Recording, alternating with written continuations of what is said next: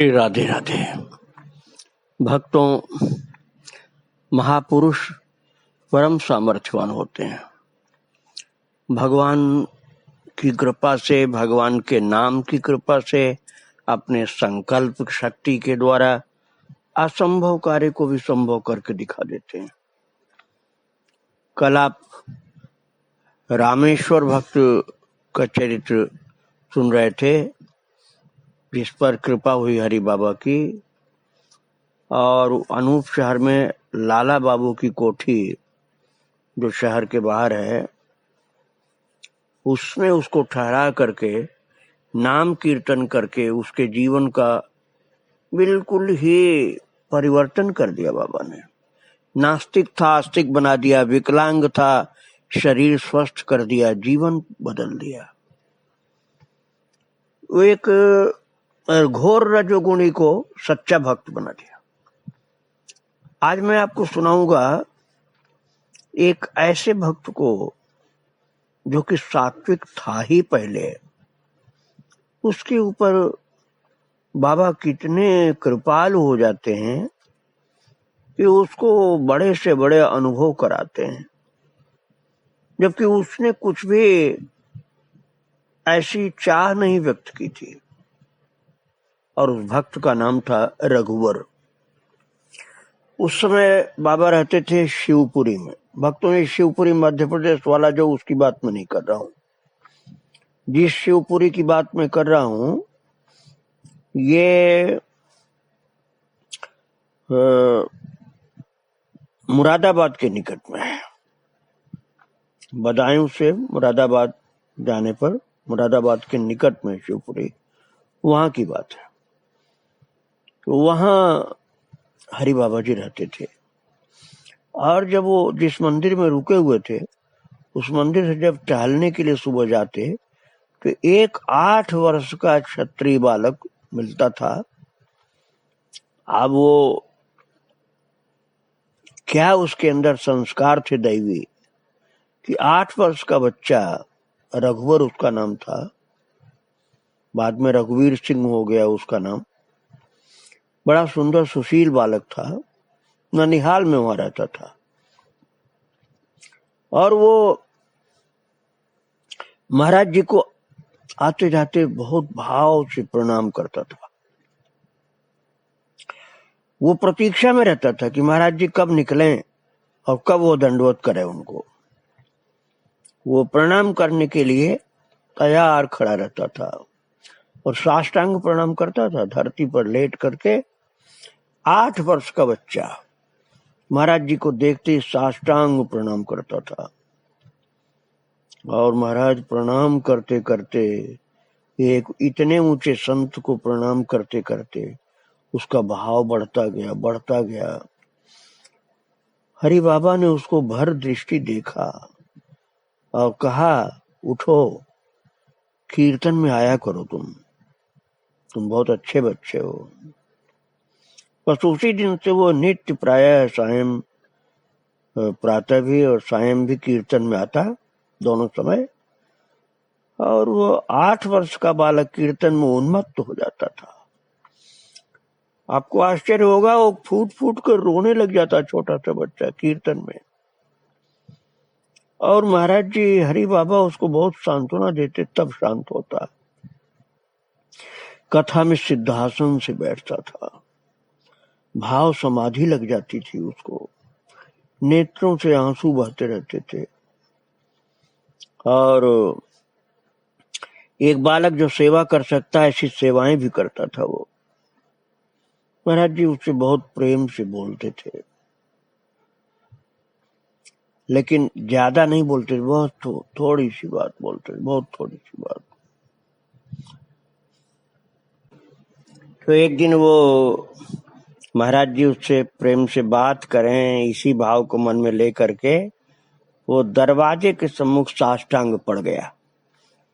और महाराज जी ने जब दरवाजा खोला तो देखा वो दरवाजे के ठीक सामने पड़ा हुआ बच्चा, 8 वर्ष का बालक। तो महाराज जी ने हाथ पकड़ के उठाया और कहा कि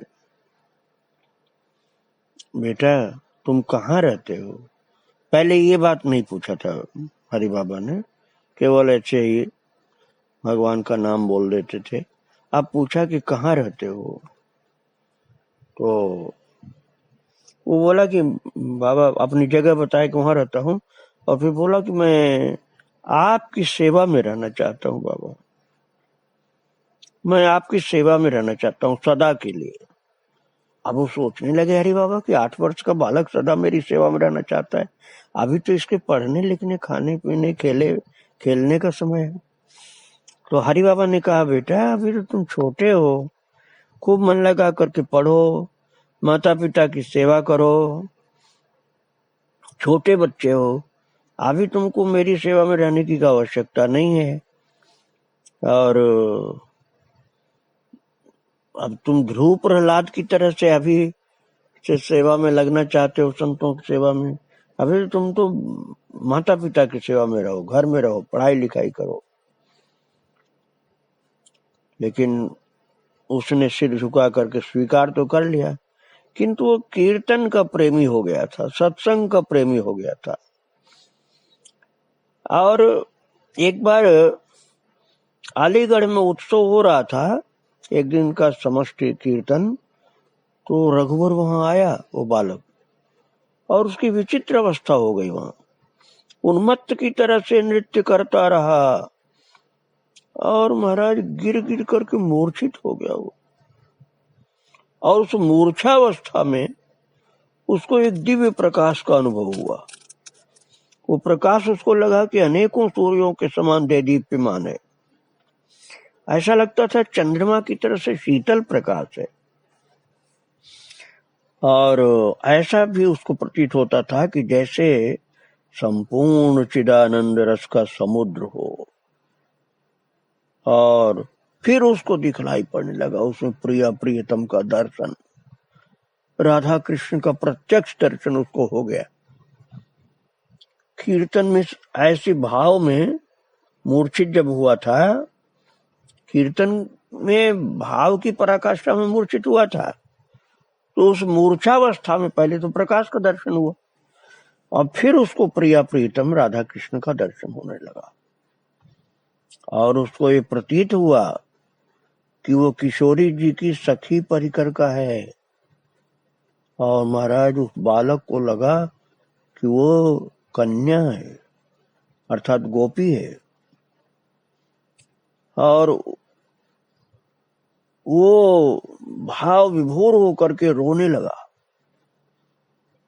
और फिर उसको दिखलाई पड़ा कि प्रिया प्रीतम जो हैं राधा कृष्ण, वही बदल करके महाराज जी हो गए, अर्थात हरि बाबा हो गए। ये उसको दर्शन हुआ कि राधा कृष्ण ही अपना रूप बदल करके हरि बाबा हो गए। और तब वो महाराज हरि बाबा के चरणों में लिपट गया। लेकिन फिर उसको थोड़ी देर में प्रिया प्रीतम दिखलाई पड़ी, फिर रोने लगा। इसके बाद फिर महाराज जी प्रकट हो गए। इस प्रकार कभी प्रिया प्रीतम राधा कृष्ण का दर्शन करता, और कभी महाराज जी हरि बाबा का दर्शन करता। लेकिन फिर उसकी इच्छा होने लगी कि मुझे हरि बाबा का ही दर्शन हो। तो आखिर में महाराज जी और प्रिया प्रीतम दोनों साथ साथ प्रकट हो गए। राधा कृष्ण भगवान और हरि बाबा दोनों का एक साथ दर्शन हुआ उसको। और फिर उनको समझाया रघुवर को कि हम दोनों में कोई भेद नहीं है, हम एक ही हैं। इसके बाद वो माता पिता के पास दिल्ली चला गया। उसके माता पिता उस समय दिल्ली में रहते थे, और तब वहां पढ़ाई करने लगा वो। लेकिन दिल्ली में रह करके वो बालक रघुवर अब बड़ा हो गया था, महाराज जी के विरह में पागल हो जाता था और फूट फूट कर रोने लग जाता था, मछली की तरह से तड़पता था। और उसे यही प्रतीत होता था कि महाराज जी आ गए और उसे गोदी में लेकर प्यार करते हुए खूब बातें कर रहे हैं। और इस अवस्था में उसके मन में जो भी संदेह होते उनका उत्तर वो दे जाते थे, उसको क्या करना चाहिए ये भी बता देते थे। और महाराज जी ने उसको कहा, दिल्ली में ही था तभी अनुभव हो रहा उसको, कि मैं तुझको हमेशा देखता रहता हूं। तो बोला कि फिर आप मुझको रुलाते क्यों हैं? तो महाराज जी ने कहा कि जब तू भाव में रोता है तो मुझे अच्छा लगता है, इसलिए छिप करके देखता हूं, तो दुखी मत हो। इस प्रकार से भक्तों, जब रघुवर अधिक व्याकुल होता तभी महाराज जी उसको स्वप्न में या कभी प्रत्यक्ष ही दर्शन देते दिल्ली में उसको, और कभी कभी वो पढ़ना लिखना छोड़ करके महाराज फिर दिल्ली से भाग जाता, और जहां कहीं भी हरि बाबा होते वहीं पहुंचता। तब भी 2-4 दिन रहने के बाद बाबा जब बहुत समझाते बुझाते कि नहीं भाई तुम जाओ अपनी पढ़ाई लिखाई करो, तो बहुत मुश्किल से फिर बाबा के कहने पर वो जाता था। और उसका ध्यान तो हरि बाबा में था, कीर्तन सत्संग भजन में था, लेकिन वो पढ़ाई करता रहा, और इस तरह से एंट्रेंस तक वो पढ़ाई कर लिया। लोग आश्चर्य करते थे कि ये तो रहता है भगवान के ध्यान में, फिर भी पढ़ाई में अच्छा नंबर से पास होता है। और एक भिरावटी नाम की जगह है, वहां के उत्सव में एक बार हो गया, तो कीर्तन में बड़ी विचित्र दशा उसकी हुई, वो अत्यंत व्याकुल हो गया। महाराज जी ने उसको शांत किया और कहा कि तुम एक पाठ करो, अब प्रभु कृपा करो यही भांति, सब तज भजन करो दिन राति, ये संपुट लगाकर रामायण का पाठ करो। तो महाराज जी के कहने से उसने ये पाठ किया। उसके घर के लोगों ने उसकी शादी के लिए बहुत प्रयास किया, लेकिन वो मना कर देता था कि नहीं मुझे शादी नहीं करनी। और महाराज जी एक बार दिल्ली पहुंचे हरि बाबा, तो वहां 4 महीने का उत्सव हुआ था दिल्ली में, और वो कीर्तन करते करते मूर्छित हो गया, होश में ही नहीं आया, बहुत कोशिश की गई। 12 घंटे सिद्धासन से भाव समाधि में बैठा रहा वो, निरंतर उसको महाराज जी का दर्शन होता रहा उस समाधि में, हरि बाबा का। और फिर उसके बाद उसको दर्शन हुआ कलि पावनावतार भगवान सचिनंदन गौर सुंदर का, चैतन्य महाप्रभु प्रकट हो गए, और वो दर्शन प्राप्त किया उसने। तप्त कांचन के समान गौर वर्ण था, दोनों भुजाएं उठाए हुए हरि बोल के मधुर ध्वन से आकाश को गुंजायमान कर रहे थे। और श्रीपाद नित्यानंद एवं श्रीवास पंडित, उनकी प्रभु के पार्षद जो थे, वो भावावेश में उछल रहे थे, कीर्तन कर रहे थे। ये सब उसने देखा, सब दर्शन प्राप्त किया उसने, रघुवर ने। उसकी अवस्था देखकर लोग घबरा गए कि तो समाधि से उठता ही नहीं। महाराज जी से प्रार्थना की गई, तो उन्होंने कहा कोई चिंता मत करो, वो ठीक हो जाएगा। फिर लोगों के बार बार कहने पर उसके मस्तक पर फिर हरि बाबा ने हाथ रख करके उसका नाम लेकर के पुकारा, तो वो गाढ़ निद्रा में सोते हुए एक तरह से एकदम सावधान हो गया और श्री चरणों में लौटने लगा, हरि बाबा के चरणों में लौटने लगा। तब महाराज जी ने उसको फटकारा कि तू सबको कष्ट देता है, सावधान रहा कर, इस तरह से समाधि में तेरे जाने से सब लोग रोने लग, दुखी होने लग जाते हैं, लोग कहते हैं कि लगता मर गया है, इसलिए ऐसे समाधिस्थ नहीं हुआ कर। हरि बाबा ने उसको थोड़ा सावधान किया डांट करके। भक्तों, वो ऐसा अद्भुत सात्विक भक्त था, भगवान के नाम का प्रेमी, कीर्तन का प्रेमी, कि एक बार हरि बाबा सन 1927 में दिल्ली से जब अपना कार्यक्रम पूरा करके जाने लगे कीर्तन के कार्यक्रम के बाद, तो कीर्तन में वो रोते रोते मूर्छित हो गया। उसी अवस्था में मोटर में स्टेशन पर भी पहुंच गया वो, और जब जैसे तैसे महाराज जी ने उसे सावधान किया और अपना पहना हुआ एक बहुत बढ़िया फूलों का हार, जिसमें बहुत सा काला बत्तू भी लगा था, वो तो कपड़े धागे का होता है, काला बत्तू तो फूल का होता नहीं, उसको पहनाया उस फूलों का हार जिसमें काला बत्तू लगा हुआ था। तो जिस समय हरि बाबा उसको समझा बुझा करके लौटाए तो हृदय में उसके आग सी लगी थी, तो उसने फूलों की प्रसादी समझ करके, फूलों की माला की प्रसादी समझ करके काला बत्तू और तारों सहित महाराज पूरा माला खा गया। वो लोग घबरा गए कि सब फूल भी खा गया और सारे धागे और कपड़े, काला बत्तू को सब कुछ खा गया वो। लेकिन उससे कुछ भी हानि उसको नहीं हुई और चित्त में बड़ी शांति हुई और साधन में उसको और प्रवृत्ति हुई और तीव्रता प्राप्त हो गई उसको। भक्तों, एक दिन वो थोड़ा सा भटक रहा था और गंगा जी के किनारे बैठा था, लेकिन मन उसका कुछ अशांति कर रहा था। पता नहीं कौन सा उसका बुरा संस्कार किस जन्म का था कि उसको कुछ राक्षसी कोई आत्मा उसका गला घोंटने लगी और वो मरणासन्न सा हो गया। तो वो छटपटाने लगा उसका प्राण और श्वास रुक गया, उसकी सब इंद्रियां शिथिल पड़ गईं। तब उसने घबरा करके मन ही मन हरि बाबा का स्मरण किया और ज्यों ही उसने हरि बाबा का स्मरण किया, हरि बाबा उसके हृदय में प्रकट हो गए और उसको डांट करके कहा, रघुवीर क्यों घबराता है, अब तो मैं आ गया हूं, किंतु आज के भय से बचने के लिए तुझे कुछ प्रतिज्ञा करनी पड़ेगी। आसुरी शक्ति तुझको परेशान कर रही थी। और फिर उसने मन ही में प्रार्थना किया कि यदि आज मेरे प्राण बच गए तो मैं आजीवन केवल हरि बाबा की सेवा में ही रहकर निरंतर भजन करूंगा। उसके इस प्रकार की प्रतिज्ञा करने पर हरि बाबा ने उस विघ्न रूप राक्षस को फटकार दिया और डांट करके हरि बाबा ने कहा उस आसुरी शक्ति को, अरे दुष्ट, तू इस बालक को छोड़ दे, ये मेरे आश्रित है। तब रघुवर को स्पष्ट दिखाई पड़ा कि वो जो आसुरी शक्ति थी उसे छोड़ करके भयंकर राक्षस का रूप धारण करके महाराज जी से भिड़ गया, हरि बाबा से। वो राक्षस भिड़ गया महाराज जी से, हरि बाबा से।